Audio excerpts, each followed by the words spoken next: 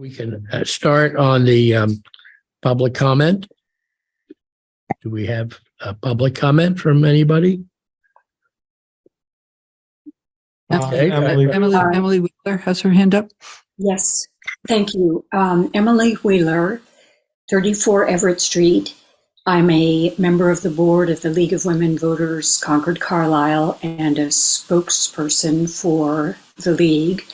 And we would like to invite you and everybody listening, attending, to our fall event. It is next Wednesday, the 27th of September from 1 to 3.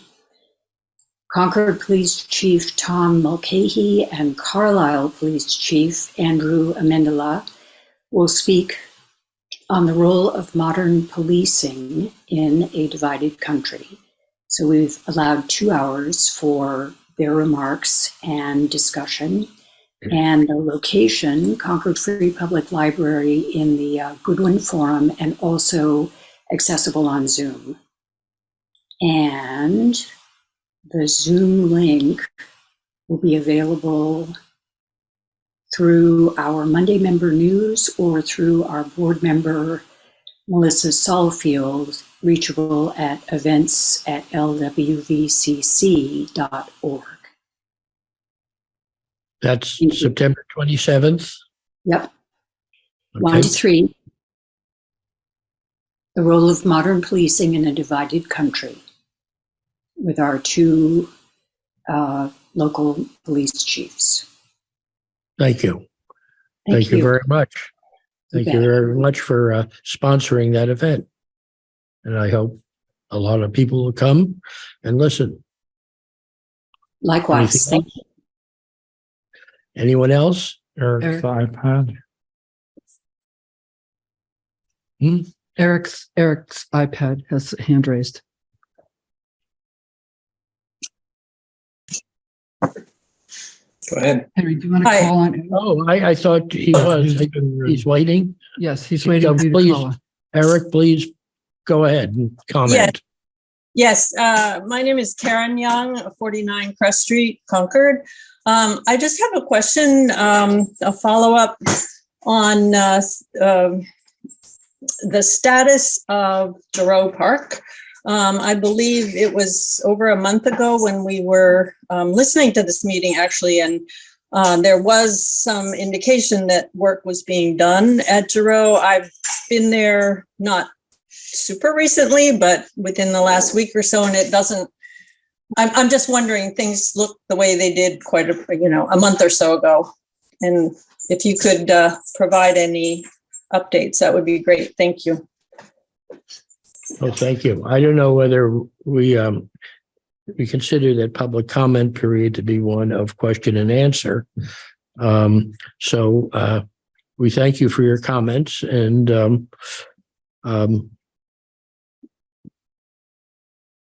appreciate your concern. Thank you. Any other comments?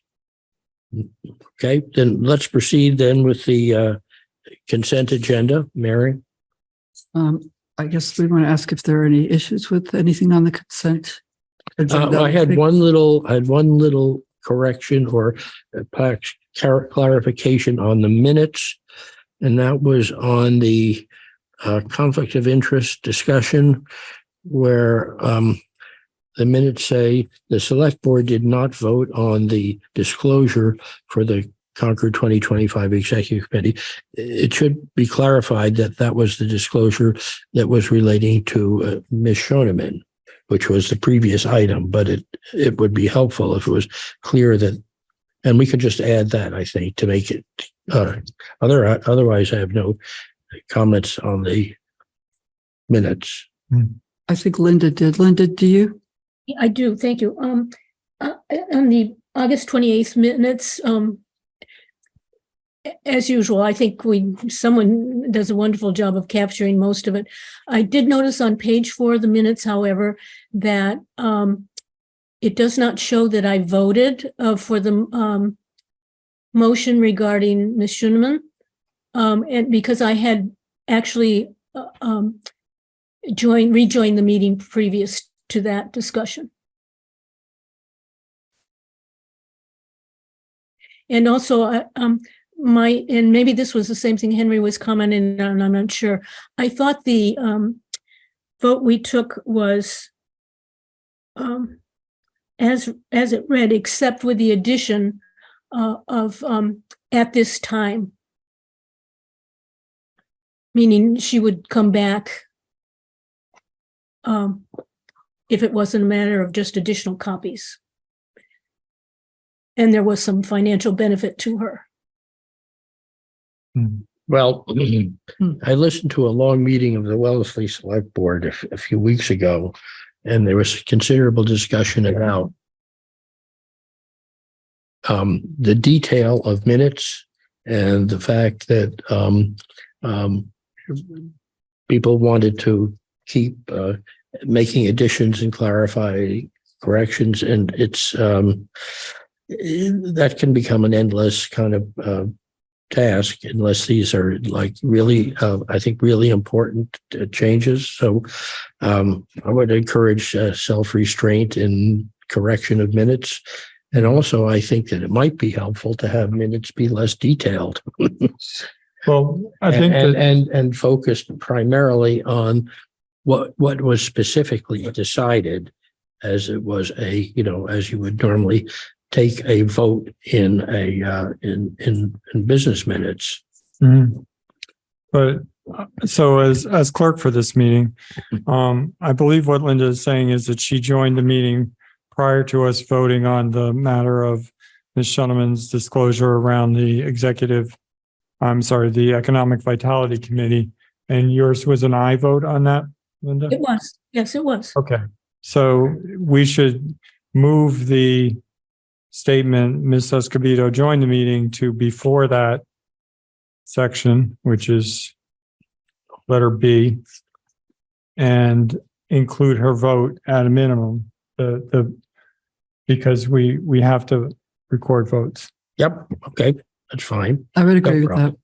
problem. And I generally agree with the comment that Henry has made, except when the amended language, the language in the discussion in the meeting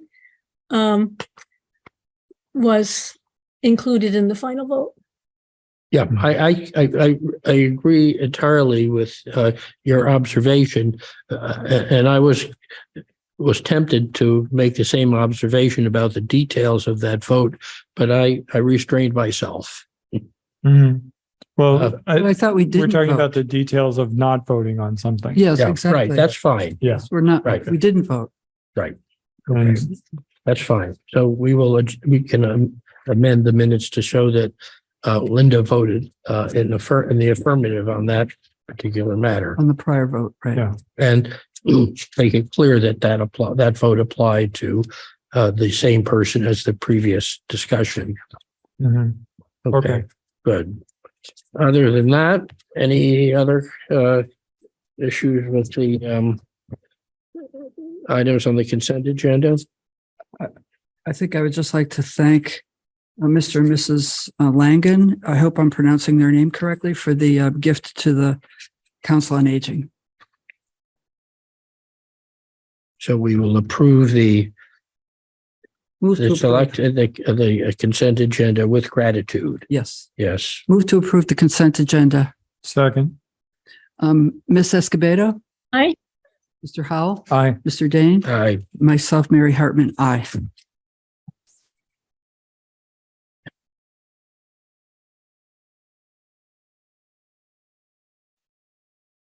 And that consent agenda includes the proclamations. Is that correct? It does. It As does. presented Do you want in to? the meeting materials. So unless you'd like to say something about those proclamations, or do they, like proclamations, speak for themselves? They speak for themselves. All right, good. So we have the two proclamations, one for the 150th anniversary of the Concord Free Public Library, and the Concord Carlisle Community Chest Month. Okay, and we appreciate the wonderful work that these organizations do. Mhm. I Okay, think for those that didn't have a chance to have the proclamation speak for themselves, it's worth noting that that one of the proclamations makes October 1st, 2023 Concord Free Public Library Day Yes. in Concord. okay. Good. Good. And do we need to specifically declare that in addition to adopting the I don't think so. don't think so. All right, good. Let's consider it done. Consider it done. Consider it done. And it can be Concord Free Public Library Day. And in fact, you could have a week as far as I'm concerned. Okay. Okay, good. Thank you.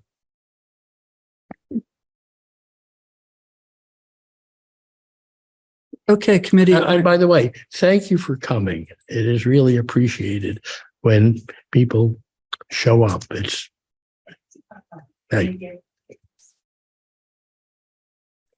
Okay. We have now committee appointments. We do. Go ahead. Move to appoint Erwin Hipsman of 49 Seymour Street for a term to expire May 31, 2026 to the PEG Access Advisory Committee. Second. Ms. Escobedo, Aye. Mr. Howell, Aye. Mr. Dane, Hi. myself, Mary Hartman, aye. Move to appoint Mariana Hill of 574 Harrington Avenue for a term to expire May 31, 2026 to the Transportation Advisory Committee. Second. Ms. Escobedo. Aye. Mr. Howell, Aye. Mr. Dane, Hi. and myself, Mary Hartman, aye. Now we will take the town manager's report. Yes. Thank you and good evening. There are two weekly reports that I will be speaking from, September 8 and September 15. A lot of changes in personnel and notes in personnel changes. So I'm pleased to announce the appointment of Brian Whitney to the position of Assistant Fire Chief in the Fire Department. This is the second Assistant Fire Chief position that was first funded in the fiscal 24 budget. Before his appointment as Assistant Chief, Brian Whitney served as captain in the Fire Department and has worked for the Fire Department for a very long time. He's been very instrumental in training. That's his particular area of expertise. And I couldn't be happier with the appointment of Brian to this position. We had a very nice ceremony for him on Friday. It was maybe some of the nicest weather we had last week. So the weather did cooperate for that ceremony, and it was very well attended, and just a very nice recognition for Assistant Chief Whitney. On another note, we had a retirement of a long-term Public Works employee, Pete Hardy, who was worked for the Water and Sewer Division as a crew leader, retired last week. His last day was September 15, over 40 years of service. Very, very well respected amongst his peers in the department and in the organization as a whole. And he did take the time to make a little speech during his retirement luncheon, and it was really interesting because he talked about, as a younger person in the department at one time, he talked about somebody that he looked up to in the department and how he always appreciated that this gentleman took the time to answer questions, to help out, to really mentor the younger members of the department.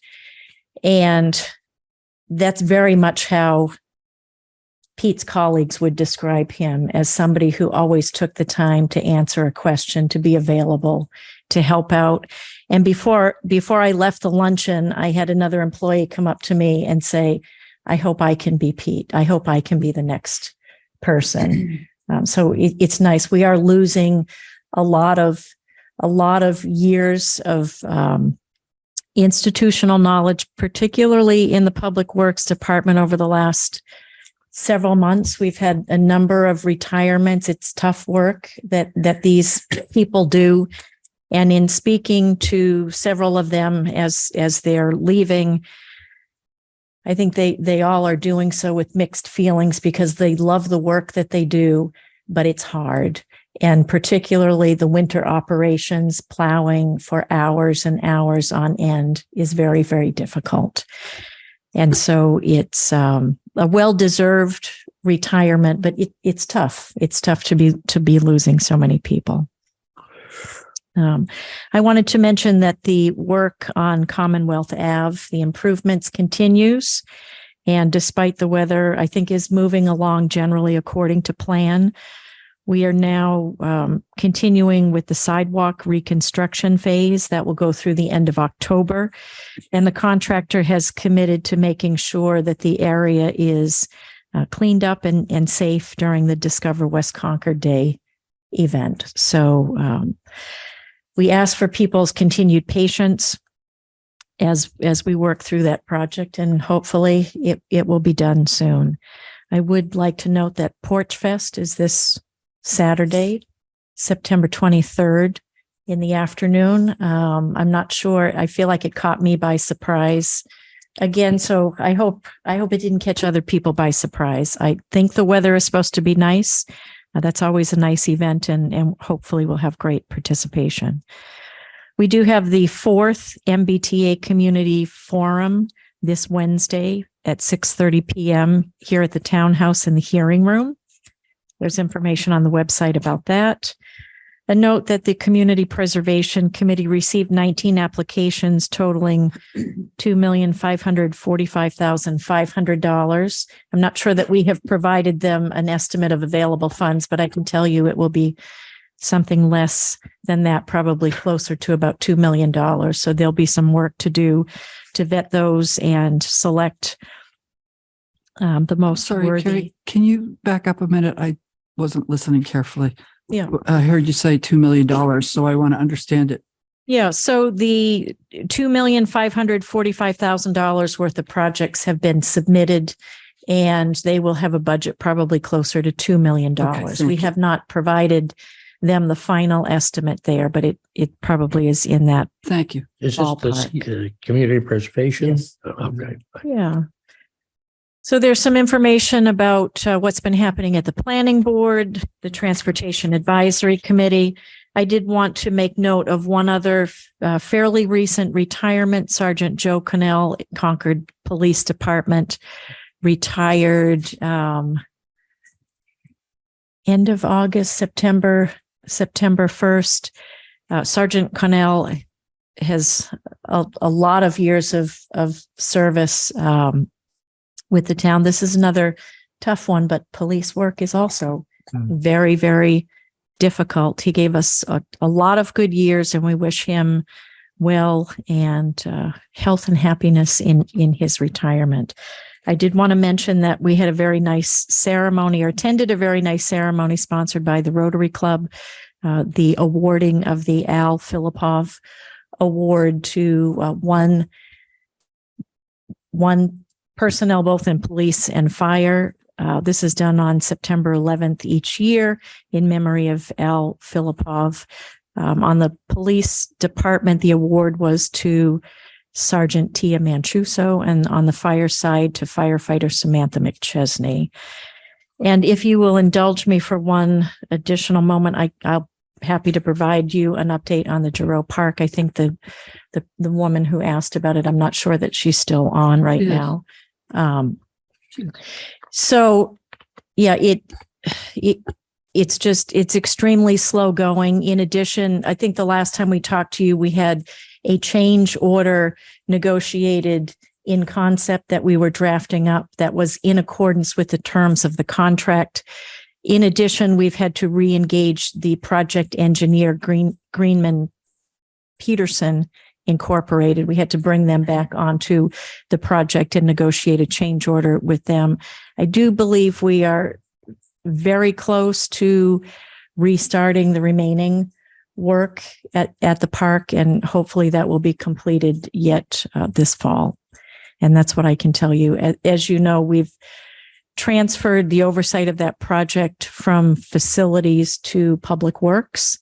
And it is under the general oversight of our town engineer, Steve Dukran.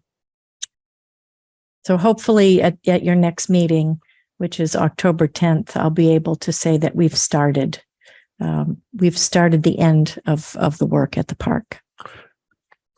I have a question about that, Carrie. Thank you for that update. So you're hoping that the building will be finished by this year? By The pavilion. Okay. Yes. And then the plantings, that won't have, Was my understanding that they were going to do plantings in the fall. in the fall. Okay. Okay. So thank you.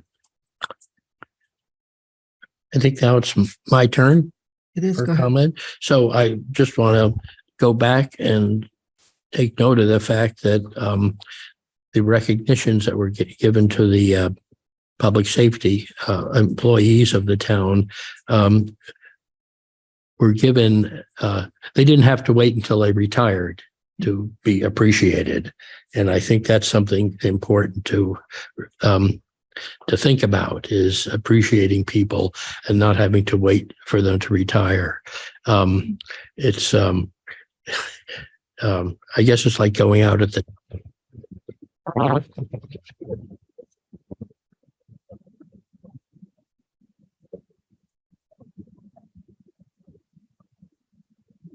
Can't hear.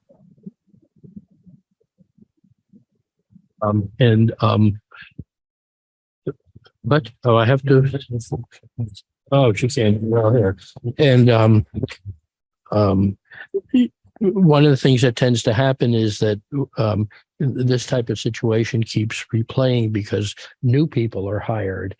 If you lose a large number of people at about the same time, their replacements all tend to age out together, which means that you periodically you face this problem, and I don't know how you avoid it, but it seems to come when you have, especially when you have a period of significant growth or an active management that hires a lot of people, and then they all come to maturity and retirement at approximately the same time. So anyway, I don't know what you do about it, but it's a problem. I just have a few random thoughts. One is I want to make it clear that we are working very hard to solve the cell tower problem, and I think the solution is in sight, but it needs some focus and some determination to get to the finish line on this. And really, the time has come really for action and not further discussion on it, because we know when and where, and now we have to get to the how and solve this problem. On the residential exemption, many people are still asking, should they apply? And I want to make it absolutely clear that no matter what the assessed value of your property is, if you own it and you live in it, you should apply, because the exemption applies to all properties if the people file the application. So you will get approximately $140,000 taken off your assessed value, which means that you would save something like $1,800 on your annual tax bill.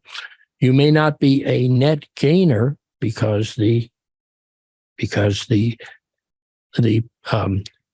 tax rate will increase, but even if you are not a gainer, you will gain even less if you do not take the exemption. So everyone who qualifies, which means, and all you have to do to qualify is own the property and live in it and file the application, and then you will get the benefit of the exemption. So, and if you do it early, it makes it easier for the assessors to come up with the new tax rate, which will be a great convenience for the town's financial situation. I want to mention the fact that there are ongoing discussions about town governance, and some serious conversations are taking place about how we can make town meeting more effective. I've had conversations with various people, including the moderator, and we are trying to find a way in order to make participation, to get greater participation, and to have people feel that the outcome is more effective. And I don't want to lose the value that the community, the community asset that the town meeting provides us because of concerns about how effective it is as a legislative body. And there are a lot of good ideas that are circulating that work within the framework of the existing town meeting. So then I want to mention the fact that many people are aware because of the press stories that I have curtailed my involvement with the Concord 250th Celebration Committee. But I want to assure people that does not mean that I will not continue to represent the select board in the proceedings of that committee. And this is and this change in leadership is going to be also the occasion for a restructuring of the committee to make it more effective and make it more effective as we come to the final stretch. And I think that we will be back to the select board with some changes to the charge of the committee to accomplish those efficiencies. Finally, I want to mention that there is, of course, the MBTA zoning is a matter of great concern to many people. And I want to mention the fact, and I think I've mentioned it before, that there is a lawsuit that's going on with the town of Holden, the town of Holden has been recalcitrant in terms of compliance, and a local housing advocacy group has brought suit against the town of Holden in order to establish that the remedies available to the state under the MBTA zoning are not limited to the withholding of the funds under the two stated grants. Interestingly enough, this case was filed in the Supreme Judicial Court, which then referred it back to the Worcester Superior Court. And there are two things of note. One is that the town of Holden has filed or will be shortly filing a motion to dismiss the suit. And somewhat more interesting to me is the fact that the Attorney General has not entered an appearance to intervene in that suit. So there may or may not be a judicial decision as to the enforceability of the MBTA zoning, but it is likely one way or the other to come after it will do any of the involved committees to have any benefit of it. So that is my random thoughts for the evening. Thank you. May we ask you a question? Oh, Yeah. yes, I'd be happy to answer any questions if I can. Yeah, thank you. I was pleased to hear that there are a number of good ideas how to make town meeting more effective. And you said there are a number of ideas circulating right now. Are there specific committees or entities where these are being discussed? I think it's been on I think part of it comes from the in the framework of the town governance workshops that are being sponsored by the town clerk and the moderator, and then individual conversations that I've had with people about exploring ideas about how how we can make it work. I mean, I would give you an example of some of those ideas that do not involve changing the basic structure of the town meeting. One is that the order of the articles on the warrant be determined by pulling a number out of a hat, so that people do not come merely to vote yes or no on a specific article. And another similar objective would be achieved by not broadcasting the town meeting live, because people who participate remotely in the town meeting do not have a chance to speak or to vote. All they have, it's just for information purposes. But the broadcasting of it live has always been a concern, even going back to when it was broadcast on the radio through the high school radio station, that it would just allow people to not participate in the general government of the town, but just to come and vote on a specific issue. And so I think many people do not participate because they think that their participation will be overcome by well-organized groups of people who are in favor or opposed to certain propositions. And the ideal situation would be that people would come and they would participate in all of the issues before the town. So that's the kind of things we're talking about. We're not talking about taking 50 or 60 warrant articles and putting them on a ballot before the voters or anything of that kind. So Thank you.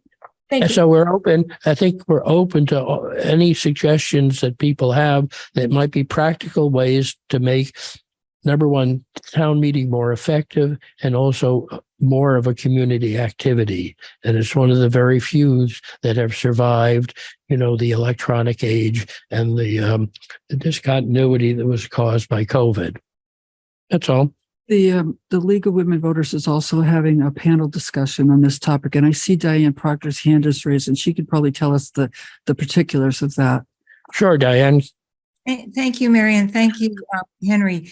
On the 2nd of November, at the Good One Room Forum, in the Good One Forum, from 7 until 8:30 at night, a panel of 5 people, 5 citizens. Carmen Reese will be the major speaker, and then 4 other citizens will also be speaking, 2 of whom have been very long time advocates and participants in the town meeting, and 2 others who are rather younger and newer to the process and have some adventuresome ideas about what we might do. So we'll be listening to 5 different voices, the historical voices, and then other voices, and then an opportunity for really good exchange. This will be taped, and it will be both live and online. And we invite everyone who wishes to participate. I speak as the chair of the Town Government Committee. Thank you. What is the date of that, Diane? It's November 2nd from 7 to 8:30 in the Good One Room, or the Good One Forum, I've learned to say, the Good One Forum of the Concord, Maine Public Library. Thank you. We look forward to a good and vigorous discussion. Also an event that was announced by the town clerk for Sunday, October 15th, an effective governance workshop, which would also be particularly useful for people who want to study this issue. Yes. It will be, but that is primarily directed to toward committee chairs, because a lot of it has to do with compliance with open meeting laws, how to write minutes, how to make agendas, and a lot of the stuff that is in the committee handbook that people need to be refreshed on. So it's there may be some discussion about improving procedures and process, but it's primarily a practical workshop for people who are active in town government. All right. So, any other comments or questions on this current discussion? Okay. We're not taking any action on this. It's just idle conversation, which is where most good ideas come from. So anyway, we now move on to liaison reports. Do we have any? I do. Good, Mark. Okay. Just some quick updates on several of the committees that I'm liaison to.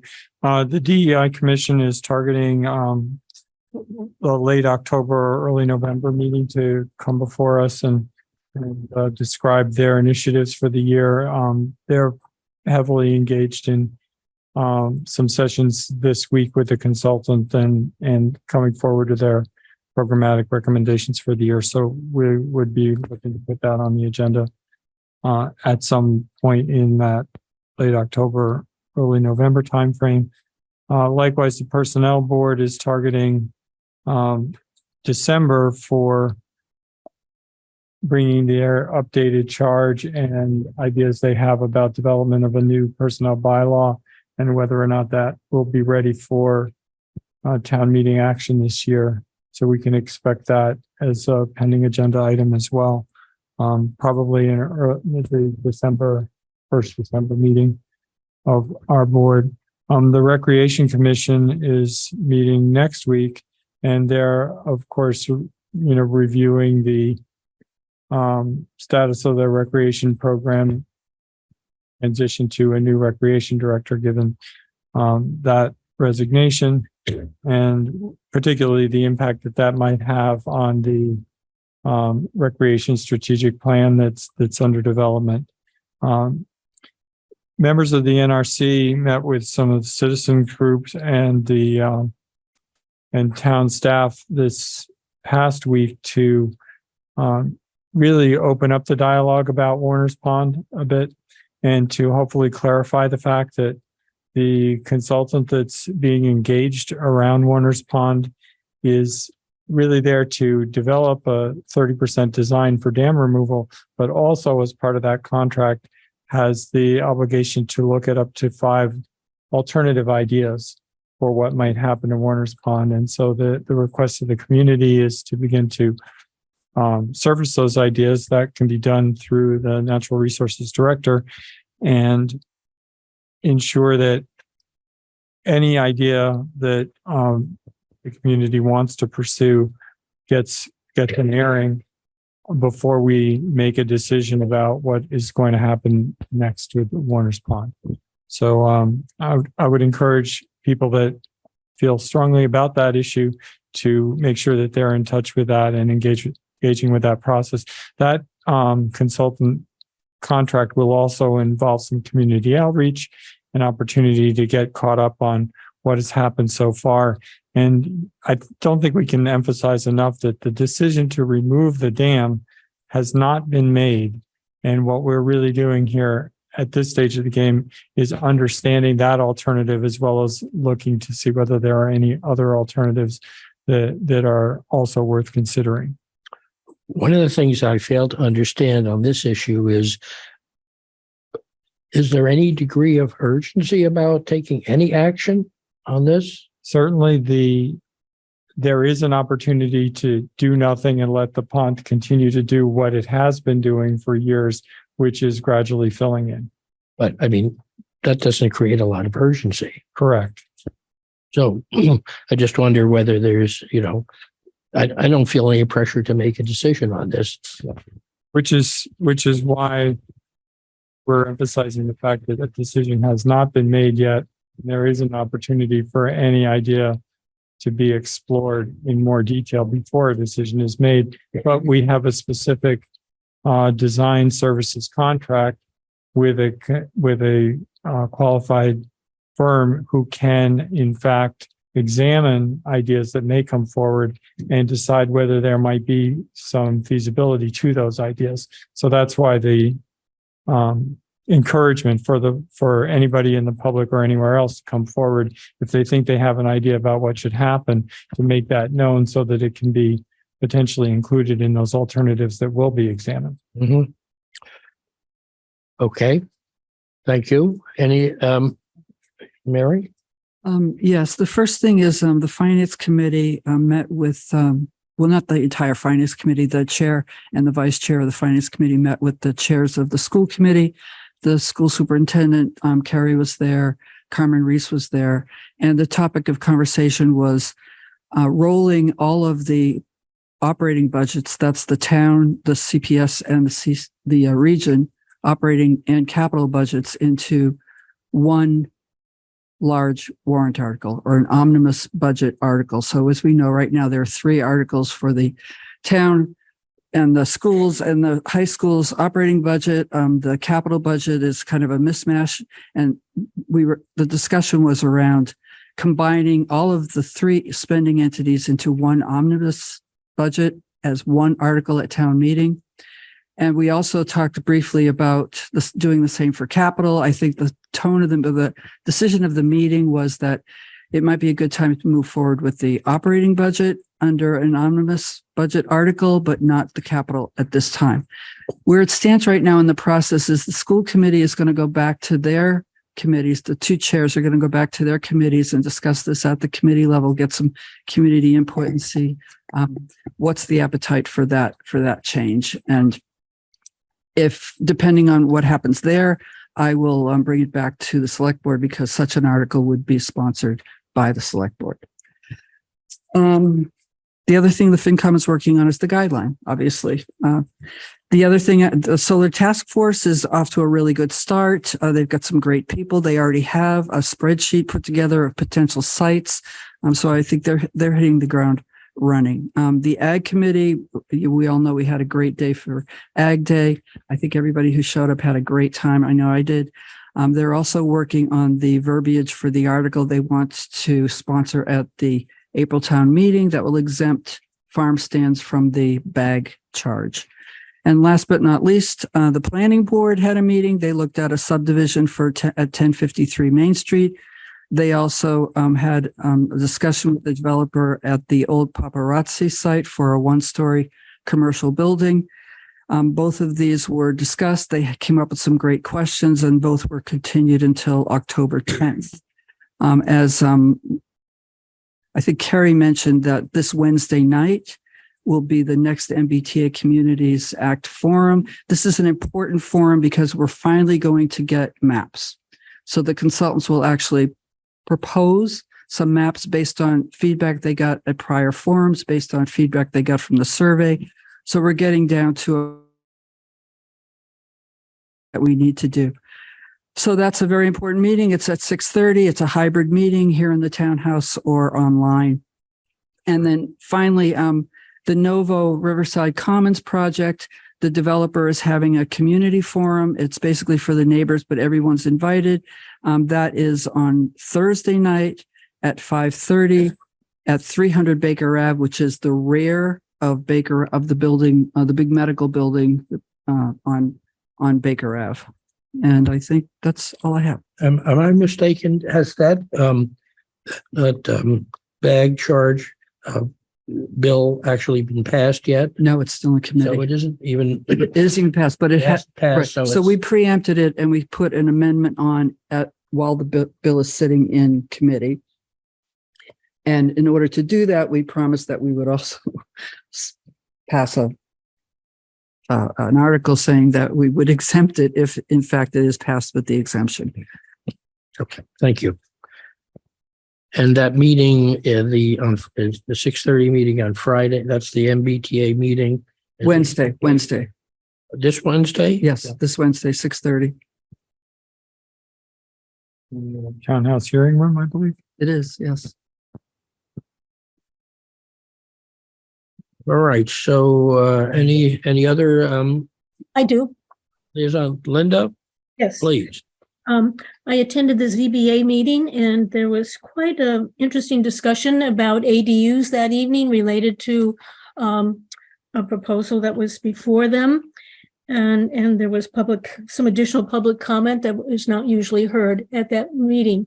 If you have an opportunity, you may want to zero in on that. I also attended actually a couple White Pond Task Force since we last had liaison reports. And they are, there's quite a divergent interests in terms of representation on that committee.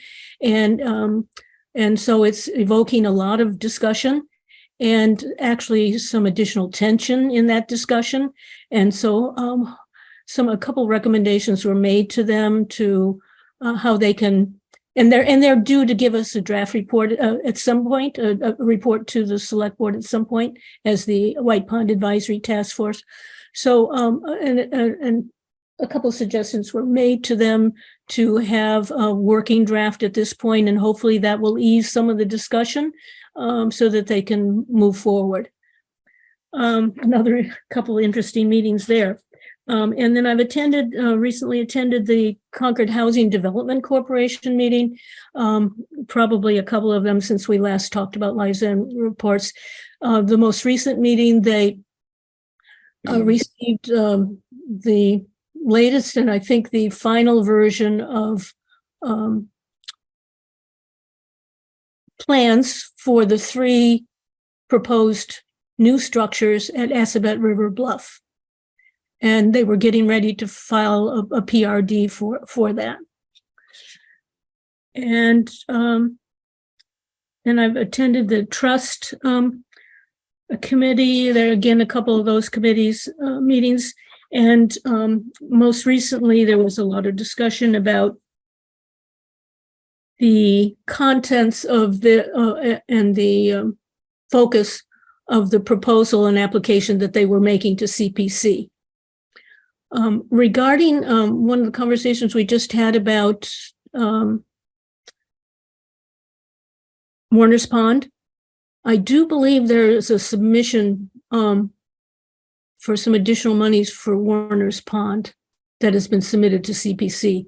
In any case, CPC has published a list of all the proposals that are online on the town website of all the applications that have been received. That's it. Linda, I have a question for you. When will the CHDC go out and issue an RFP for Junction Village? Do you know? They hope later in October, early November. Thank you. Oh, Junction Village. Yes. Yes. And they're hoping Junction Village. Yes, and they're hoping to combine that with the RFP for Assabet River Bluff and Great. Junction Village. Yeah. Great. Thank you.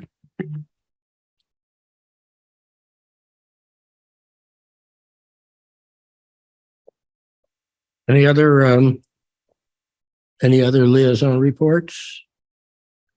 So we're very rich in reports We are. tonight. We are. Good. So we can Must then, be the fall. huh? We're working Must be hard. The fall. Think so? So that's what pride goeth before, isn't it? Yeah. So, and so we now move on to the regulatory agreement and a declaration of restrictive covenants, which I think probably almost could have been put on the consent agenda because it's just a standard agreement for restrictions on subsidized housing, which restricts resale and keeps the subsidized housing in its subsidized affordable status. So I don't know if there's much to be said about it. We do have Liz Russ, the director of the Regional Housing Services Office, I see her, joining us this evening. Liz. I mean, Yes. I think that I don't think you're going to have any trouble getting this through, but we'd love to hear from you. Sure. Good evening, everybody. So I think that Henry summarized it pretty well. This is the regulatory agreement, which is the follow-on step to the LIP application that you signed earlier. And that coming up would be also deed restrictions on the individual units when they close. So it's a very regulated process, if you will. And this is just the next step in the process. So there's no surprises here. This is the standard form from EOHLC, and it protects the units to be affordable in perpetuity, and provides all the protections and the restrictions that you look for in the LIP program. It restricts just one of the units. There are 2 units in this development. One is a moderate income unit that doesn't fall under this regulatory agreement. And this is a standard form that comes from DHOC. Yeah, very much. It's just fill in the blanks. Correct. Okay. So, I mean- do we have any comment or discussion on it? Linda, you're eager. Well, no, I just want to make sure I'm heard. Just 2 quick questions. And that is, yes, it's the standard EOHC form, but I noticed that it said, rather than in perpetuity, I said, more than 30 years. There was language in there that said more than 30 years versus in perpetuity. That is, well, Liz, you want to comment on that? I've seen them both ways. Yeah. And it really depends on, I think, the developer, because sometimes a developer can arrange to get a time limited restriction. That's not really the case here. There's no been request for that. I'm sorry, let me just look and see. The deed restriction also has a provision for the term of affordability. And so is that what you're looking at? I'm sorry. I should really have that right in front of me. Yeah, it just do you have another question while I'm looking at this? Yeah, that just caught my attention, Liz, because, yeah. Good. And then the second thing that caught my attention was, you've been clear that one of these is SHI, right? Mm-hmm, mm-hmm. And the other one, it was said that it was strictly town business, the town under town. The town restriction, yeah. Town restriction. Yeah. That was the 150% unit. That's correct. Yeah. So I guess my question is, you're the consultant to the town, right? Mm-hmm. For most of this, are you also the consultant to the town for the 150 unit? That's correct. You That's are. correct. Yeah. Yeah. And were we able to get local? You said there was a potential buyer for the 80% unit. Mm-hmm. Is it local preference? It is not local preference, but the 150% buyer is a local person, and we're still working through on the 80%. The units have been hard to sell. They're, small 1-bedroom units, and really the demand is for family. So I'd say 80% of the applications we got were for households that were too large for these units. Okay, thank you. And to answer your other question, I'm sorry. So the deed restriction that's also attached to this, so you have the regulatory agreement plus the deed restriction, the term is in perpetuity in the deed restriction.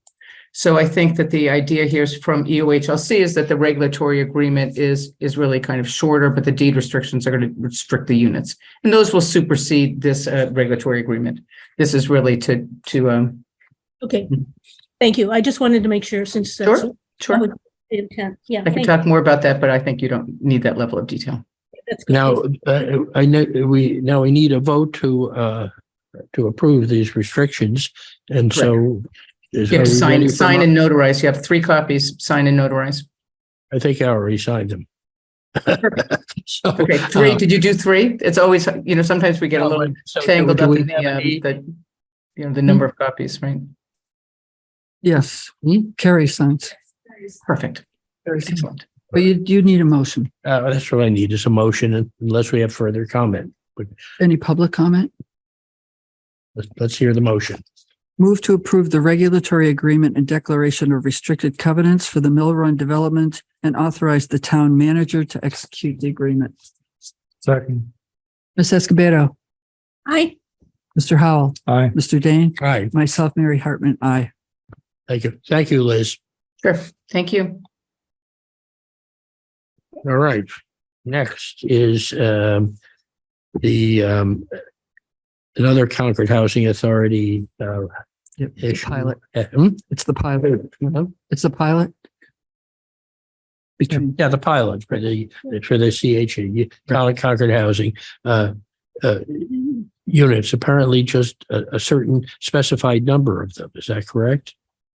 So this is a request to amend the existing pilot, which is payment in lieu of tax agreement between the town and the Concord Housing Authority. This would allow a process for them to add additional units to come under the pilot agreement. So right now, the units are individually specified, and anytime there would be a change in the units to be covered under the pilot agreement, there would have to be action taken in order to add them. And so this is a way to be able to add them without a big process, if that makes sense. So the CHA units pay 10% of their rental income over to the town in the form of a payment in lieu of tax. Can I ask a dumb question? Sure. Why does that pilot arrangement just apply to these units and not to all of the property of the housing authority? Well, I don't know if that's a dumb question or not. I know I should have mentioned that Rick Eifler from the CHA is also here. I'm not sure if he has anything that he wanted to add on this particular item. I'm not sure. Do we have an answer to that question? Megan, do you know? I thought it was for all of them but I'm not exactly sure. I'm sorry. I'm not sure if Rick Rick's got his- has his yeah, hand Rick- raised. yeah. Rick's, I mean, while on that subject, Yeah. well, are we Rick- pursuing Rick's- this one? he is, Rick is for. Yeah. Yeah, so this particular pilot agreement is between the Concord Housing Authority Local Properties LLC, which is an entity that was created to transform our 18 federal public housing units into locally owned housing units. And when that process took place, we created this local LLC. And when we did that, we created a pilot agreement with the town to codify how we pay our taxes. And we have separate calculations that we do for the DHCD controlled units. My understanding is DHCD, which is now EOHLC. But this is just for the local properties LLC. So we do have one unit that is locally owned that currently doesn't pay any taxes to the town over at Riverbend, but consequently is not on the SHI. So it was our goal to, as good members of the town, trying to increase our subsidized housing inventory, to transfer the ownership of that unit from the housing authority to the LLC, and in the process, put on a covenant that would get it on the SHI, similar to the kind of thing you were just doing with Liz, but probably a little different because it'll be a rental. And instead of just increasing our 18 units to 19 for that one unit, we also believe that we will be able to afford to buy more units in the future, possibly one in the coming year and possibly another in a year or two after that.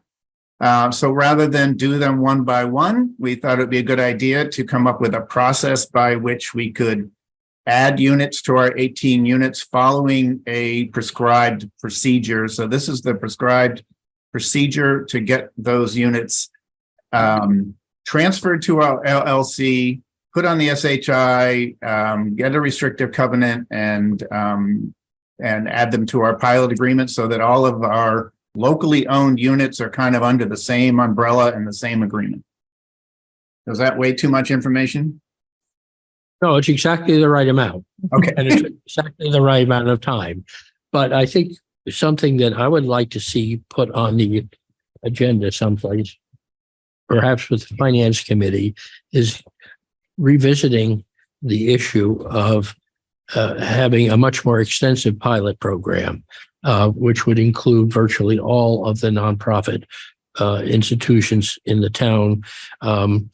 The contributions that they make to the town finances are haphazard at best, and it's not an uncommon arrangement to have nonprofits enter into agreements, pilot agreements, and there are standards for formulating the way the payments are calculated that might represent a substantial source of revenue down that would recognize the extent of the services that the town provides to the nonprofits who are located in the town. So I'd like to see this examined and pursued as a possible source of filling the revenue gap. And I think the finance committee would like to get that on the select board's agenda, because there was we have been talking to the finance committee for quite a while off and on about that. And you received a recent letter from the chair of the finance committee specifically requesting the select board to look into extending the pilot program to other nonprofits in town. So I think we need to decide who's going to work on that and get working on it.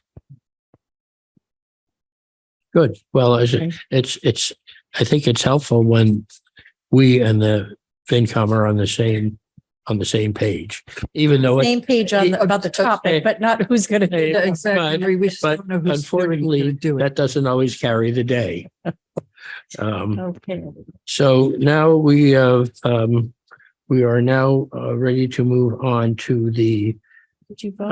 underground storage. No, we didn't. Oh, we have to vote. Okay, move There. to approve the amendments to the pilot agreement between the town of Concord and CHA Local Properties LLC.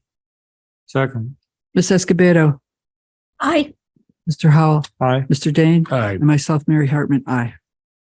Okay, now can we go to underground storage? We can. Okay, is there anyone here from underground? We need to move to open the public Oh, hearing. sure. It's a public hearing. All right. Can we Move to open the public hearing. Second. Ms. Escobedo, Aye. Mr. Howell. Aye. Mr. Dane, Aye. myself, Mary Hartman, aye. Okay. The hearing is now open. We have a great deal of material with aerial photographs and everything like that. And yet, and a letter from the fire, Walter Lotta, the assistant fire chief, and all that. So it's I'm not sure this is going to be any heavy lifting to get this through. Well, I'm here to answer questions. I have questions. Mary has a I question. have a question. I have a few. Thank you for coming tonight. So apparently this is to heat a paddle court. And I've wondered, have you looked into any kind of alternative energy source for this type of? We have, unfortunately, where it's located. We've looked at solar.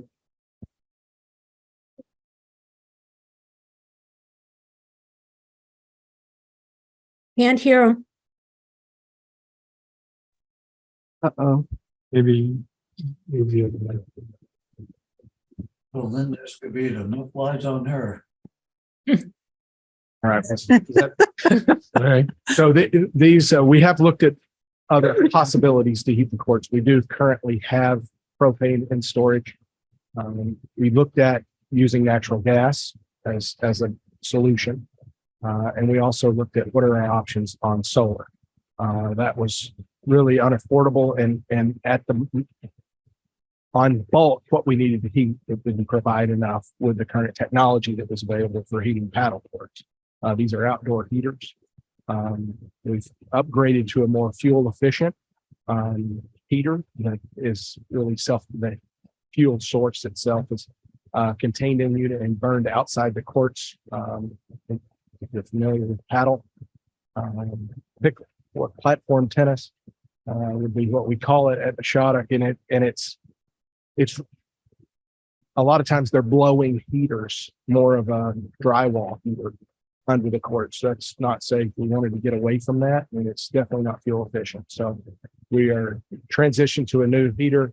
A lot of clubs throughout New England are running that, and then further down the East Coast. And it's more of a livestock heater, safer for the participants, more energy efficient. But that is the proposal that we put in front of the board. Sure, question. Do you have any sustainable energy systems at the club? As you know, we just built an entirely new clubhouse a few years ago, and everything was converted to very high efficiency. Is it So electric? as far as renewable energy, no, we don't have any renewable energy on property. Solar panels, anything of that nature. Heat pumps? We do have heat pumps. Yes, You have a heat- we do have heat pumps. A number of our units for AC and heat in the clubhouse, the new clubhouse, were our heat pump units. So in the last, I guess we came to the town earlier in the year for an upgrade on air conditioning, and those were heat pump units as well that we installed. So Did you use organic methods for your grounds?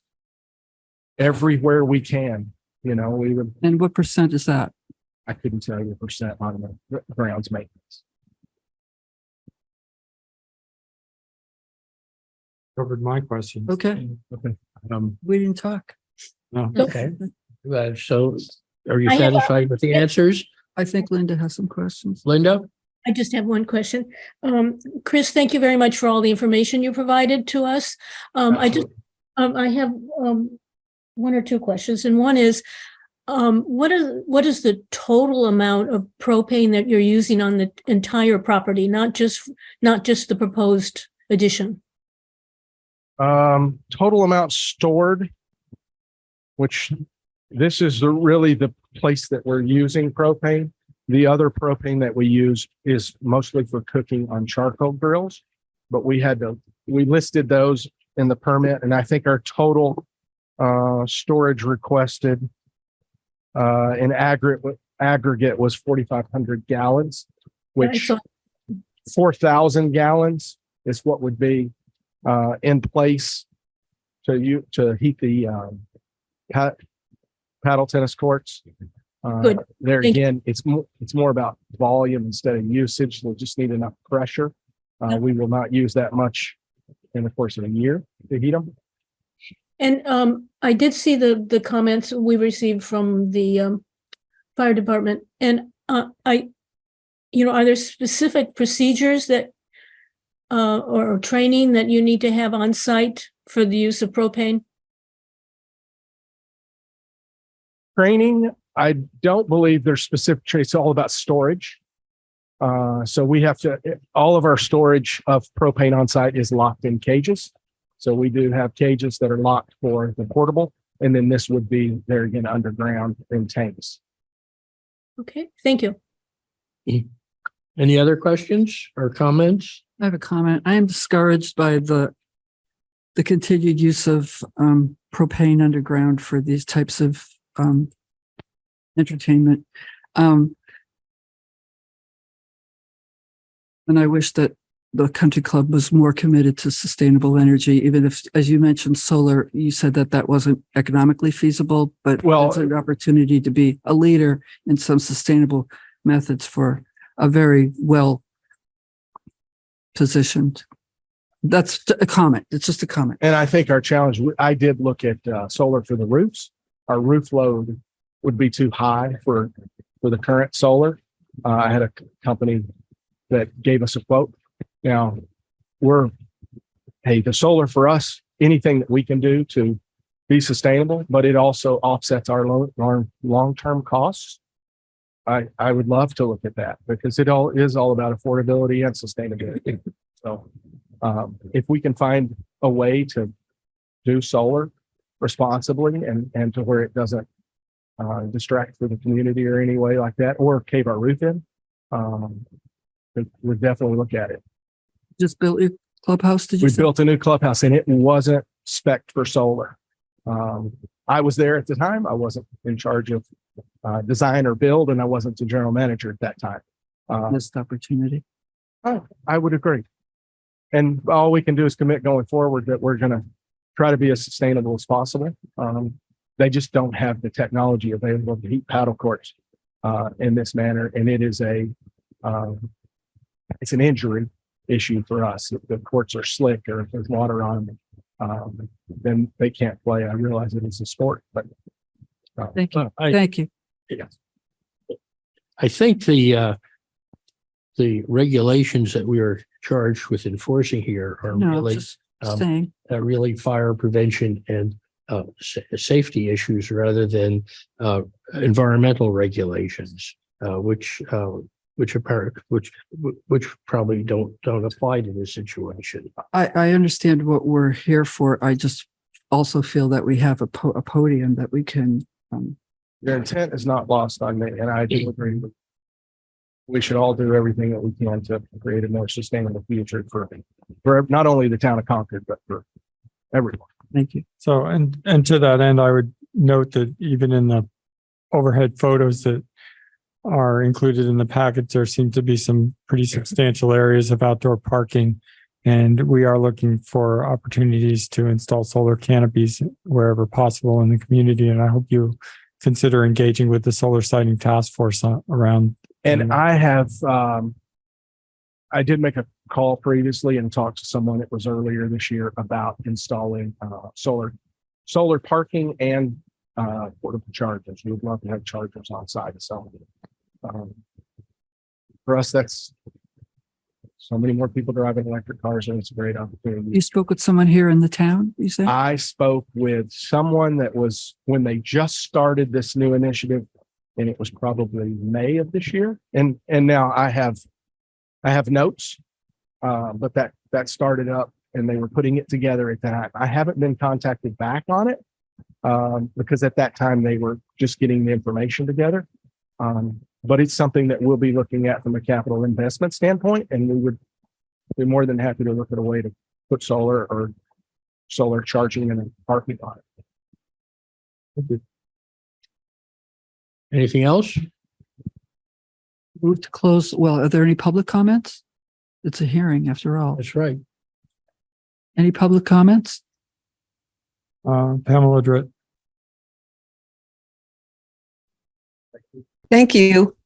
I echo exactly what Mary Hartman has said and urge you to continue the work in having one contractor give an estimate about the roof and solar is probably not enough. I urge you to look into it deeper, get the help of the nonprofit groups that are designed to facilitate new solar installations, and also look into the possibility of battery backup to allow you to be even more resilient in cases of power outages. Please, because I'll bet you could put solar in on the roofs that you have or the parking lots that you have. There are all kinds of creative ways. Thank you. Thank you, Pamela. Pamela, just provide your address for the record. You got it. Sorry, 13 Concord Green. Okay, move to close the public hearing. Second. Ms. Escobedo? So we'd have to be voting. No, we're closing the public hearing. Voting. Mr. Howell? Aye. Mr. Dane? Aye. And myself, Mary Hartman, aye. I move to approve the application for underground storage of inflammable materials at Nashottuk Country Club, 1861 Sudbury Road. Second. Ms. Escobedo? Isn't propane flammable?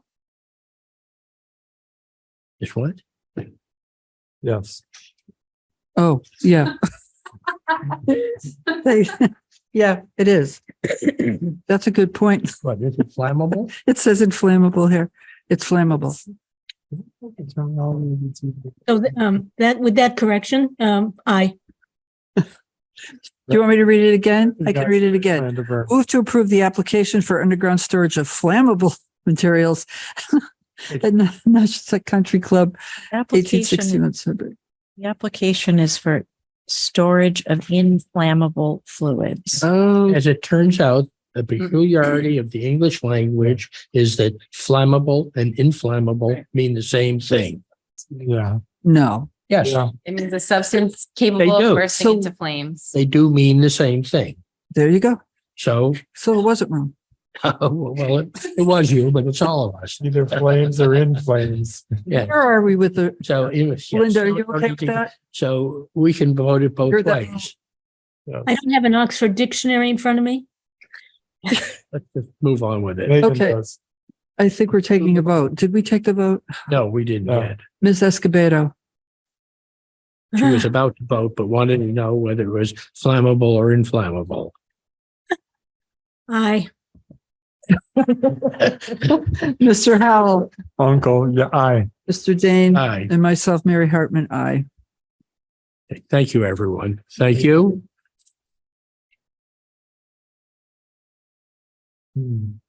All right. Now we moving right along. We go to the 229 Main Street Advisory Task Force request, right? Yep. So let's. Oh, yes, there you are. So, yes. Good evening. I'm Paul Bohm, 11 Ridgewood Road. I'm the chair of the 2229 Main Street Advisory Task Force.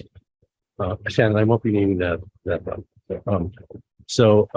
Just to remind the public who may be listening, the task force was formed by the select board to make a recommendation to you, to the select board, on whether to acquire the site at 2229 Main Street, the former NMI StarMed site undergoing cleanup, and to discuss details related to that decision. I'm here today with Megan Samuto, Deputy Town Manager, to request funding for our task force to support critical resources that the task force will depend on to conduct its work as described in the charge. There is a rather substantial charge given to us by the task force, by the select board. I'd like to provide a little context if I may, request. The select board charged the task force with making that recommendation to acquire the site, as the town authorized the select board to do back in 2015. Task force was formed by the select board with 9 members representing a really great range of expertise. And we began our work in May. And I must say, as an aside, as the chair of the task force, I'm pleased that the appointments. I think the select board, Terry Ackerman in particular, selected a great group of knowledgeable individuals, and I'm pleased and honored to be the chair of that group. We've been meeting twice a month since May, and we're going to hold our first public meeting on November 9th. That's an important date, which when we're publicized more readily to start to get input from the town, from the public, and let them know who we are and what we're doing. A bit about the overall organization, and here, Shannon, I'd like to put up the slide that has all the circles on it. I'd just like to define the players, because we're requesting funding for several of these players. Now, this is how I describe sort of how the task force is operating. We are not a standalone, well, we're a standalone entity, but we're dependent on interfaces with several important groups. Starting in the upper right, EPA very generously has given us a contractor. The name is SKIO, and they made this contractor available in the reuse committee to help us look at reuse of the site, to bring their experience on how municipalities have handled these decisions. So SKIO is given to the town for free by EPA. The Mass DEP gave the town a TAG grant, a technical assistance grant, to look further at safety and risk issues in making the acquisition decision. The town hired a consultant called Rue Associates. They are in the upper left, and they have been partly funded to do that work. And the funding request relates to their work as well, which I'll describe. Again, you are very familiar in the lower right with the town councilors, Anderson Krieger, Mita Macarius. And since the decision on whether and how to acquire the site involves lots of legal strategies and legal issues. We are dependent on Meaner's experience in advising us and to provide formal recommendations that the task force could make to the select board on the legal side of this. We are interfacing with the existing Main Street Advisory Committee on the lower left, who are monitoring the technical aspects of the cleanup. And I should mention, as an aside, on October 11th, EPA will conduct a public hearing to describe those cleanup activities. It's a separate activity from our task force, but I did want to mention that. So those sort of other players. We have the Maximus, who's the cleanup contractor for EPA. So you can see that this is a multi-headed animal, and we are dependent on outside resources for the rather substantial work that is being conducted. So you also advise the task force to, if we had funding requests and funding needs, those should be made through the town manager, and that's what we've done. There's a letter in your packet to the town manager to carry describing these funding requests, which are specifically for legal advisory work for Anderson Krieger and for additional risk and safety work for Rue Associates. Just to describe the process, they have submitted their budgets. We've met with both groups. We told them what the task force needs in terms of help, because there's a lot of substantial work to on these various work streams that we've defined. We've told them what help we need. They've come back and given us proposals for the specific tasks. The task force has reviewed proposals from Rue Associates and from Anderson Krieger, and we have approved those scopes and budgets. So I just want to let you know the task force has fully discussed and vetted both the scopes and dollars proposed by those entities, and that's what is in the letter. So we agree with the need for the tasks that we propose and for their estimates. So that's sort of the context for the budget request. I'll turn this over to the recipients of our request, Town Manager, Deputy Town Manager Megan Seguin. Thank you, Paul. Excuse me. As outlined in the packet this evening, the task force is requesting $47,000. This request was not part of the FY24 budget because the task force has just started meeting this spring. So it is, it's not in the budget, but there are other options for funding this request. And that's part of the reason it's on the agenda tonight to discuss it. One of the options available is ARPA funds that was approved for economic development. And so there's an ARPA line item, and not all of those funds have been spent yet, and there are funds available. So this is an opportunity to influence the use of a large parcel of Concord land, and whether or not the town and the select board ultimately choose to acquire it or not. The work done by this task force can support a proactive planning for this parcel and be kind of proactive economic development at the site. So just wanted to summarize the task force requests for $47,000 and propose a possible funding source. If I could just follow up on that. So in fiscal 23, one of the ARPA projects was $125,000 for economic development initiatives. We did use that source of funding as a way to launch the recruitment for the economic vitality manager. But fortunately in fiscal 23, we only spent or committed just under $40,000. So there is just over $85,000 left set aside in ARPA for economic development initiatives. Obviously, this is one of the biggest potential economic development initiatives that the town will face over the next several years. So this certainly is an appropriate source of funding. If this was not the source of funding, it really would be very difficult in the fiscal 24 budget to come up with funding. And the reason this is before you is because, as Paul mentioned, the task force was recently formed. So the select board has fairly recently talked about this, but never talked about setting aside any funding for the work that they're doing. They're obviously running into a situation where they need funding in order to complete their work. This source of funding is a good match for the work that they are doing. So, but we wanted to bring this to you because it is a task force that you appointed that is requesting funding to carry out their mission. No, I just want to get in line. Any other questions I or have comments from the board? I do. Okay.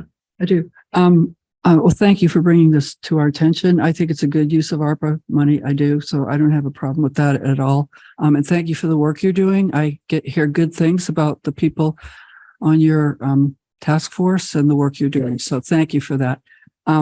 I just want to emphasize that when we wrote the charge, we really were still undecided about whether we want to take acquisition of the land or not.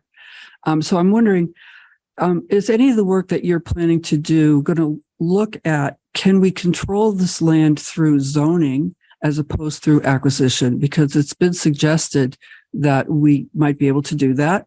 There are pros and cons with that versus acquisition, but I think that's worth exploring. And also, so that's my first question. Are we looking at that at all? Is how much control would we have from zoning versus outright ownership? And then my second question would be related to that is, do you have any new information on what the cost would be if the town did decide to acquire this land? Two really good questions. The answer to both, well, yes to the first one, we are considering alternatives. I didn't want to go into a lot of detail how we've organized, but we have 4 different work streams. One of the work streams is to look at ownership and economic issues. That work stream is going to not only look at what it would take for the town to acquire the site, to develop the site, so the economics of that ownership, but also alternatives to the town. So you're looking at alternatives. Partnerships, public-private partnerships, other models other than the town taking over. Okay. So yes, we're looking at other alternatives.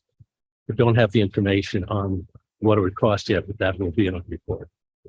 You have any feel? Would it be the releasing the liens on the property, or do you know if they're looking for? So the 2 major elements of cost, one is what it would cost to acquire the site, and then what it would cost to operate and own the site. Right. The acquisition part involves looking at the liens, and that's a major reason why the town council is going to be identifying those liens and try to resolve those liens to the benefit of the town. It is very possible that all those liens can be forgiven. It's possible that some of them could not be, and we'd have to deal with that. So who owns the land now? Excuse me? Who owns it now? There's no owner. It's ghost owned. Okay. Okay. But there are substantial liens. The government liens. We've started this EPA as part of the reuse task force. We started discussion about those liens. Individual banks have liens. We don't know if any of those liens are alive and active. This is one of the reasons. One of the first task for town council is to engage the parties on resolution of liens. I'm just, I guess where I'm going with this is I know that the government's spending over 200 million on this as a Superfund site. And I'm wondering if they're going to be willing to give it either to us or to sell it to transfer ownership to another party for just the forgiveness of the liens. So that's something I'm hoping you'll learn more about. Unofficially, I think it's going to be a lot easier for the various entities to forgive the liens for a municipal owner than for a private owner. Personal opinion based on, so if a private owner wants to buy the site, I think they would have difficulty resolving $26 million of government liens. Having said that, this $26 million can be forgiven as part of the whole process by which you have to remember EPA wants the town to acquire the site. And they're working with DOJ to make sure that large lien can be resolved to the town's benefit. Find out. I don't have any official knowledge about that, but some early indications on that issue shows that it would be very beneficial to the town. But if a private owner wanted to take it over, the bar would be financial bar would be a lot higher. Anything else? Yeah. So what portion of the work that the task force anticipates doing is funded by this request? Is this the first of multiple requests, or is this likely to be enough to complete your work? These requests should take us to the finish line of getting our report to you. The cost, specifically, this takes us to the point of making a decision. You make a decision. It doesn't involve the legal cost of the actual acquisition. So if the select board decides to acquire the site and instructs town council to proceed with the additional legal funds required for that negotiation, the resolution. I had that in my little chart earlier. I kind of showed the different, if you can put that up, Chad, very briefly. They're in different phases of this. Yeah,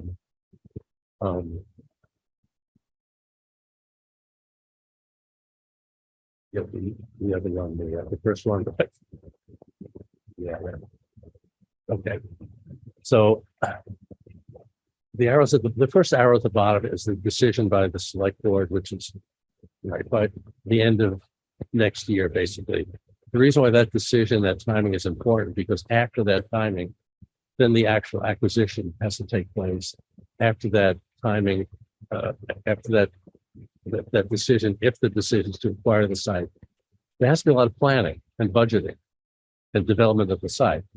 And only then can the site be developed and cleanup is completed at that last arrow, which is sort of 2028.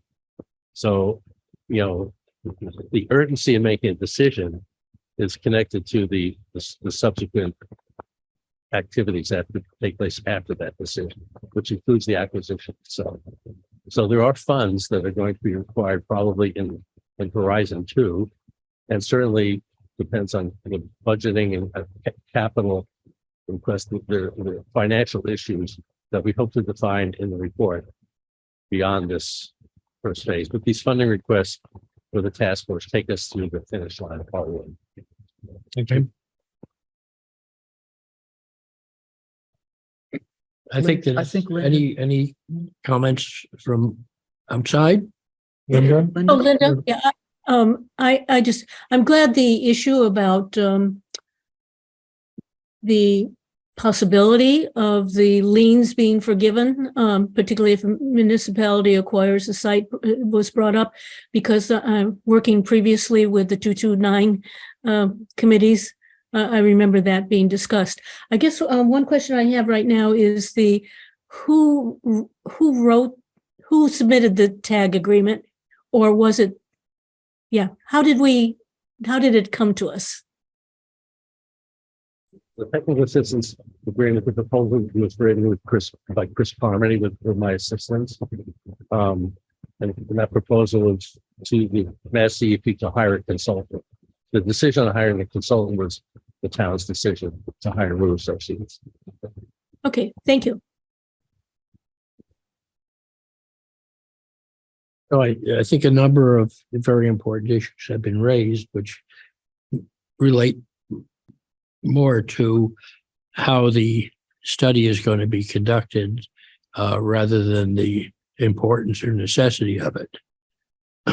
This is an enormous asset or potential asset or a liability to the town, and the possibility of acquiring it requires an investment of the kind of money we're going to spend on it if we want to take seriously acquiring it or not acquiring it or controlling its use. And I fully support Mary's two concerns. One is it is important to look at the alternative of no action, and sometimes the best deal is the one you don't make, and the ability to control its use if we do not take the ownership and the risks involved in taking control of it. So, but we're very optimistic that we're going to get a really useful report from the committee based on both the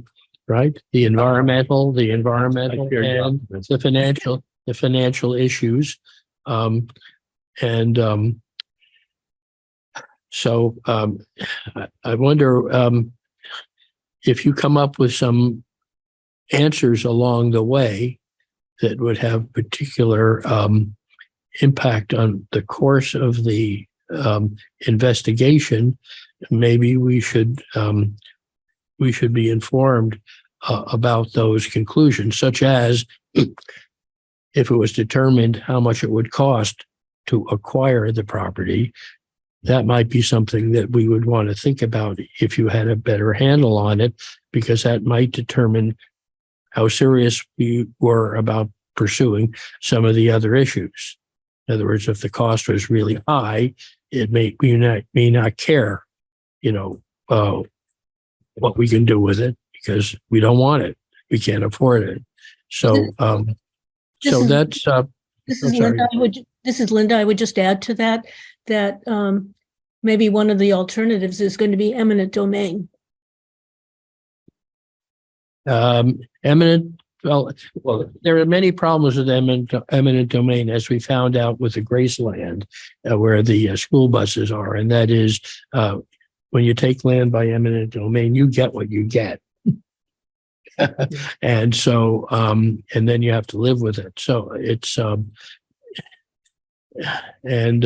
not sure that we have the ability, that gets into legal issues there. It's, and then, of course, you have to pay. Then you get involved in a court deciding how much the land is worth and what you have to pay as an award for taking the land to the owner, whoever it may be. This is a complex set of tasks, and I would like to review as much as you can tolerate hearing from us, because I think we're going to learn things. Our patience is very limited. We have small minds and limited patience. So You're going to learn things along the way, as we work with consulting some town council. And EPA is helping us. At some point, we'll have to negotiate with EPA. But right now, we're kind of working this together to try to leverage how other towns, municipalities have made decisions to or against declaring the site and why. So we're trying to learn from other towns, and they've been providing us examples. And the way you've approached it and the kind of the intelligence you brought to it makes it all very credible. So we look forward to hearing from you. Okay, now do we have to, Take any public comments? well, I thought we had it. Did we take any? We did have public comment along the way. Do we have any more public comment? Okay, Okay. I'm not going to Seeing none. be, okay, Move to so. approve the request for a consultant and legal budget for the 2229 Main Street Advisory Task Force in the total amount of $47,000 as outlined in the select board meeting packet. Second. Ms. Escobedo, Hi. Mr. Howell, Aye. Mr. Dane, Aye. and myself, Mary Hartman, aye. Very good. All right. We're getting close to the end. I think we only have one more thing on the agenda. No. No, we've got a few. Huh? Really? Yeah, we do. Health insurance. Oh, okay. That's a big. So that's the one I already signed. That's a big. So, Okay. authorize a solicit quote. Okay, so what do we need to do It's here? Carrie. Carrie's going to talk Okay. to us. Okay, good. All right. So thank you. The item before you next is to request authorization from this board to request a quote for health insurance for fiscal 25 from MIA, the Massachusetts Interlocal Insurance Association. So there is a memo in the packet that I would just summarize by saying that the town receives its employee health insurance through the Minuteman Neshoba Health Group, which is a joint purchasing cooperative at this point made up of 15 or so communities, regional school districts. The town of Concord Public Schools, CCHS, or the regional school district, we are all founding members of this group and have been with Minuteman Neshoba for a long time. Minuteman Neshoba has served this community well in terms of providing an economical and a really good health insurance option for our municipal employees. We do think at this time, based on some limited data that we have, that there are other opportunities that would be more economical, more beneficial both to the town and to the municipal employees. And we'd like the opportunity to pursue those different options. And the reason I say this is Minuteman-Neshoba Health Group has had a tough couple of years. We've had a number of member communities drop out to pursue other health insurance opportunities, whether they've gone to the GIC, to Maya. We've had a group go out on its own. And between the loss of membership and the impact of the pandemic on health insurance and the reserves of the Minuteman-Neshoba Health Group, the group itself is in a much different position than it was years ago.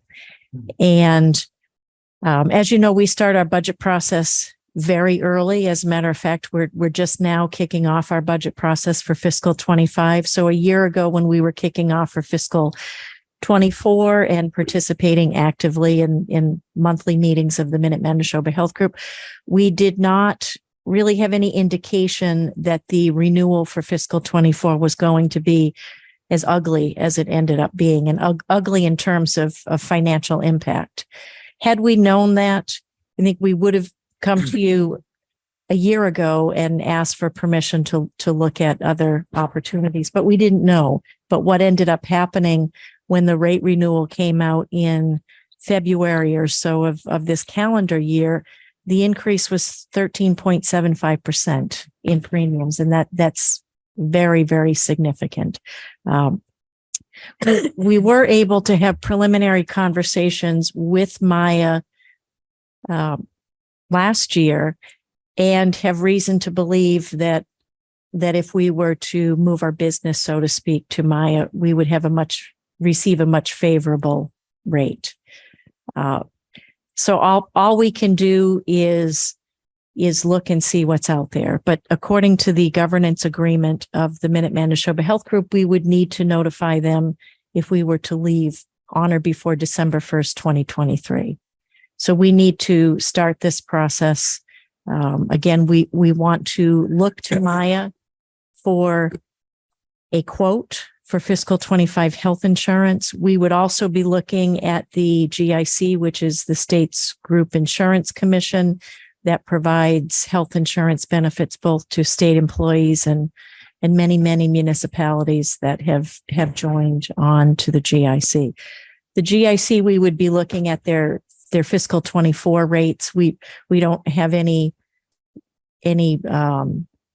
window into what fiscal 25 looks like for the GIC yet. We would just be waiting to see what they would provide. But we do believe that we have a better opportunity either with Maya or the GIC, and we'd like to pursue that. And the first step in pursuing it is a request for authorization from this board to solicit a quote from Maya. Health insurance is a negotiated benefit, so there is a process that we would work through our Employee Insurance Advisory Committee, and we are kicking that process off as well. Have an Employee Insurance Advisory Committee? We do. It's a statutory process to. It's a town committee, or it is made up of representatives of the unions, and we have some non-union representation as well. So it's an internal committee. It's not a community committee. Got it. Good, Yeah. good. Why do you need our permission to go and seek quotes for alternative cover? Convince Maya that we did not.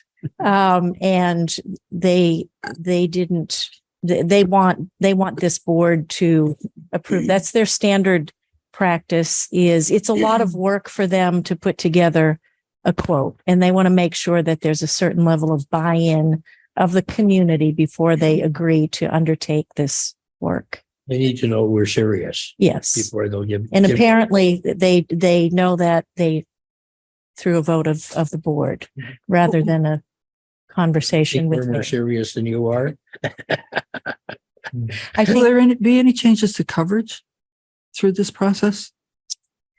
so.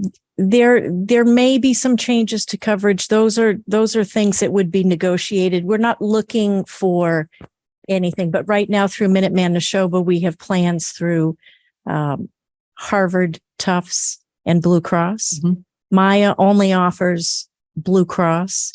The GIC offers pretty much everything but Blue Cross. So there may be some slight Okay. changes, but we're not looking to make any changes Got in coverage. Okay.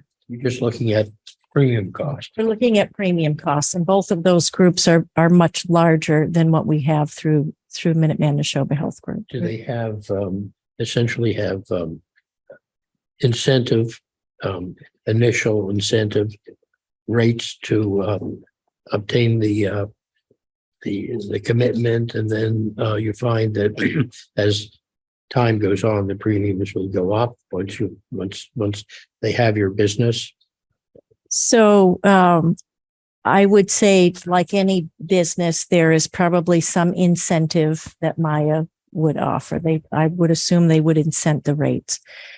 Maya is a self-funded insurance pool. So the rates are based on experience, but because the group is so large, on an annual basis, they will set a maximum renewal.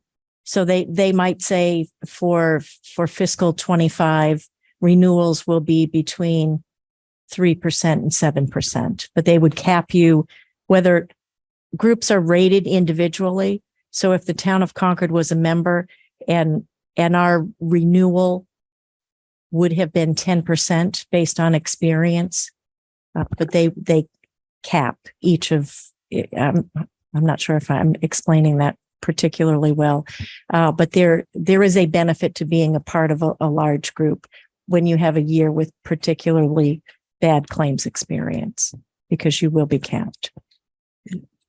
Okay. I remember the last time we had to go through the employee insurance advisory committee process. And I remember that it was a little bit more time consuming than one might have expected. So I would encourage, because it involves coordination with the school department and getting school employees and bargaining units all together. This timeline seems aggressive. I think it makes sense. It's understandable that especially with withdrawals from Minuteman Neshoba Health Group, that we might be experiencing some upwards in the cost structure there. So I think it should be explored. And I think it's also an opportunity to try to really understand the experience that employees that are covered by our group health plans are having, and using it as an opportunity to collect some experience and information that might be useful in some of the recruiting and retention kinds of ideas that we need to explore as well on the personnel side. Mm-hmm. So I will say we have notified all of the unions. We notified them last week that this item was in front of the select board and of the timetable. So it is aggressive, but it has to be, because there's only Maya is not going. 6 months ago, they would not have provided us a quote for fiscal 25. I mean, this is very, very early to be asking them for information, but they are understanding of what our timetable is, and they actually have. There are former members of Minuteman Neshoba Health Group that are with Maya now, so they are not unfamiliar with the governing agreement with MNHG. Well, if you need our consent to go out and get a quote from them, I can't see any reason not to do that. Is Okay. there? There's no downside to it, whatever. No. Yeah, may I just ask a quick question, please? I know. Yeah. Carrie, you said this would cover municipal employees and in the schools, right? So is that only union employees, or will it also affect our non-union employees? This Should- is health, this is health insurance coverage for all employees, union and non-union. Okay, that's what yeah, thank you. Okay, you ready? Ready. Move to approve the town manager to obtain a quote from the Massachusetts Interlocal Insurance Association for employee health insurance for fiscal year 2025. Like you said, move to authorize the town manager. You're right. It's moved to authorize. Second. Thank you. Linda, Aye. Mr. Howell, Aye. Mr. Dane, Aye. and myself, Mary Hartman, aye. Authorize. Thank you. Thank you. Looking at letters now. FAA noise. We're looking at 2 letters now. You know, 2 letters. Okay. The first letter, which is the joint letter with the other towns, which I think that was the was first one is previously the approved and No, one. the first one is the FAA letter Okay. that you All right. So today. that was this was I got a draft from Terry and I spent some time editing on it, and that's what went out to you this afternoon. And Terry liked it. And so it's and it makes the point. I mean, it makes the point that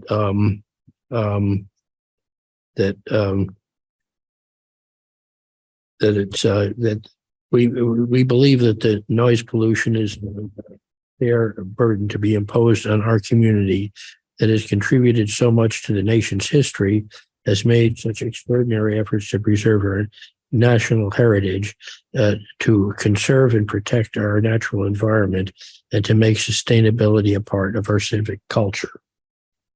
So that's the point. That's fine. That's good. It's good. Yeah.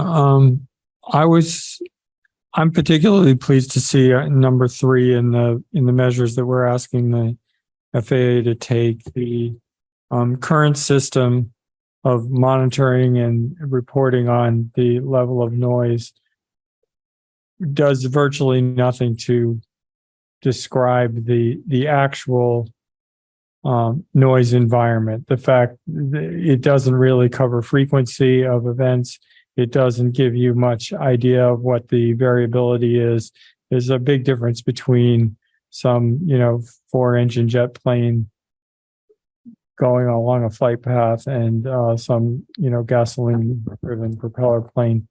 And it really fails to account for that variability and the factors associated with that. So I would endorse this and potentially even strengthen the call for a much improved way of gaining an understanding, because it's the outlier events like the one that we heard described at our last meeting, the low flying or loud or very odd hour ones that I think are particularly disruptive, whereas the sort of normal business hours operations are, more within the realm of. Well, I think number 4 kind of works toward that, where we say we want to provide and publicize a reporting system for citizens and local agencies with noise complaints that would be relayed to town officials, so that we would know a place where complaints could be taken and that we would know about those complaints. So taking into account that our ability to influence the decisions of the FAA is somewhat limited, I think that I would be very happy if we got any concessions from them at this point.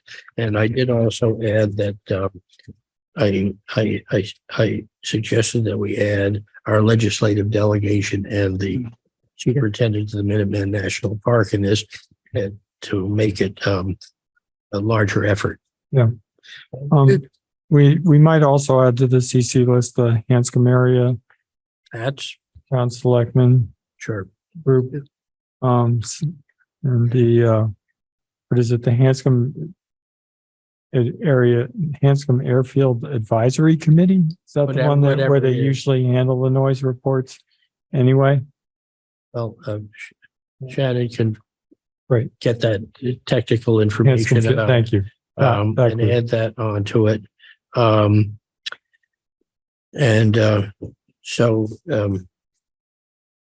Any other comments on this? Is easy to change. If you have specific comments, I tried to have it be balanced and credible. Yeah, it's good. Good job for one meeting. It was doing the work on it at 11 o'clock last night. Right. That's good. And I was still conscious at that time. You you have one. Yes, do we have a comment? We have a comment. Yes. Oh, a hand, Mark. Mark. Thank you very much. Yes, thank you for this letter. I was just going to say, if it's not on there, then Great Meadows National Wildlife Refuge might also be CC'd on that. Say that again, Mark. He suggested we see Great Meadows National Wildlife Refuge. Sure.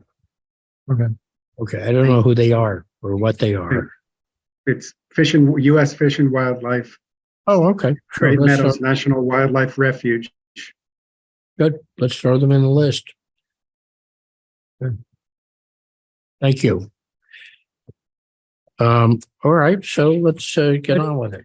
Okay, move to approve the letter with the changes discussed for the Federal Aviation Administration public comment and authorize Chair Dane to sign the letter on the Select Board's behalf. Second. Ms. Escobedo, Aye. Mr. Howell, Aye. Mr. Dane, Aye, and myself, Mary Hartman, aye. good. Now, do we have the other letter as well? Yes. Which is the, of which I think we have very little control over since it's a four-town community effort.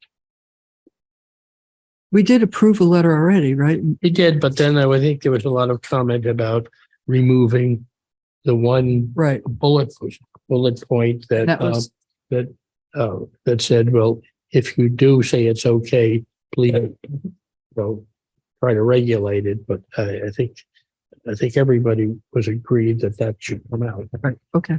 Because it just encouraged, it gave what seemed like a viable alternative to stopping it. Yeah. So this is the letter that all the town select boards have approved? That's or my is- understanding. Okay. I have had no involvement with this letter other than passing along some comments that I received. Okay.